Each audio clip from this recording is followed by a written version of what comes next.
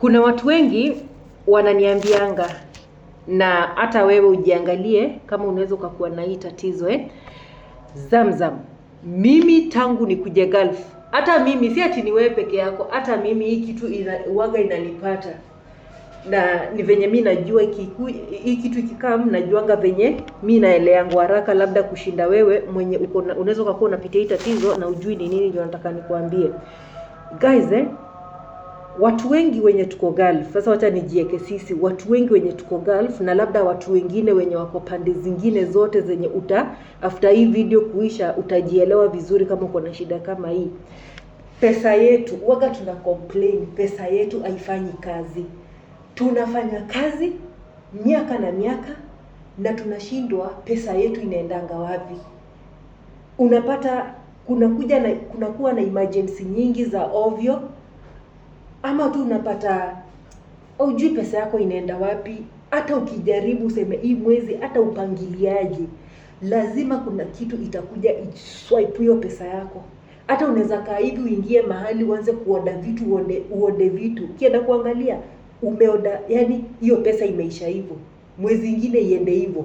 Watu kule nyumbani unapata matatizo mbalimbali zinakuja zenye hauwezi kuepuka. Hii ni Mungu nayo.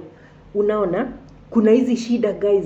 Wakati mwingine unaona ni kama umefanyiwa kitu, umeharibiwa, ama unaona kama ni spiritual problem. Wakati mwingine nataka nikuambie leo, sio kila wakati ati pesa yako iliharibiwa. Wakati mwingine hata si spiritual problem, wakati mwingine ni energy. Unaona energy. Nataka nikufunze kitu kimoja. Pesa ni energy. Na hakuna energy nzuri kama ya pesa. Ndio unaonanga ukiwa na pesa hata wewe unakuanga tu na nguvu, unasikianga hapana ukiwa tu na do. Unaona hiyo energy. Na unaona wakati hauna pesa, wakati hii video nao sita hii. Unaona wakati hauna pesa unapata uko down, mpaka kuanzia kwa brain, kila kitu iko down, kudharauliwa, hakuna mtu anakutaka. Pesa ni energy, na ndio maana kila mtu anatafuta hii pesa. Na mahali hiyo pesa inatokanga guys, kama mtu mwenye anakulipa pesa hivi na mkono, especially sisi watu tunafanya hizi kazi kwa hawa watu guys, pesa haitaki kelele. Pesa uitakangi haipendi kelele. Pesa inafaa kuheshimiwa, na wakati mtu amekufanyia kazi vizuri, enda umpatie pesa yake na heshima.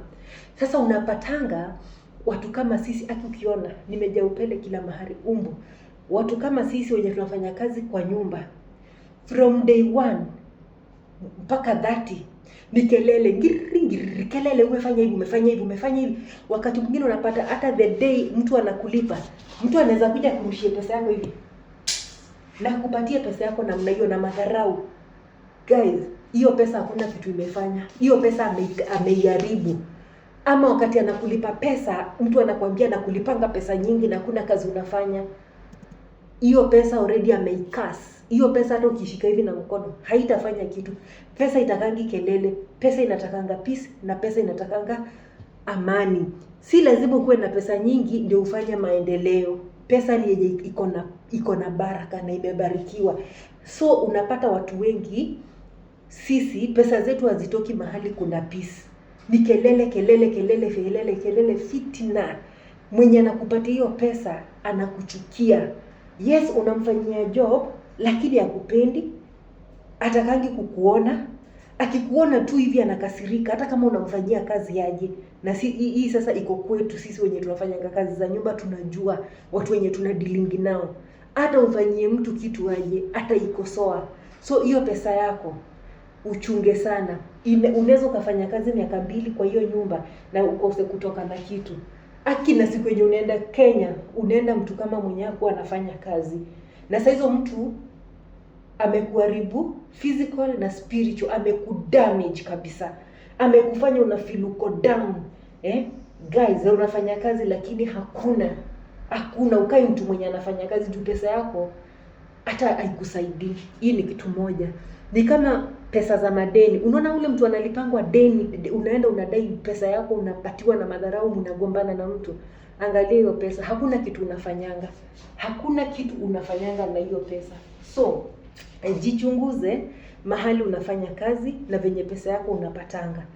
Kama mahali unafanya kazi, hiyo pesa mwenye anakulipa hiyo pesa ni mtu wa makelele, na hiyo pesa inatoka mahali kuna kelele, mama, hiyo pesa ukiishika hivi kwa mkono, ni lazima uifanyie cleansing. Lazima ukae hivi before uitumie.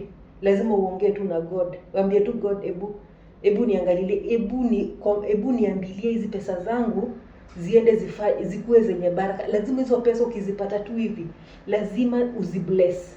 Lazima ufanye vitu mob sana.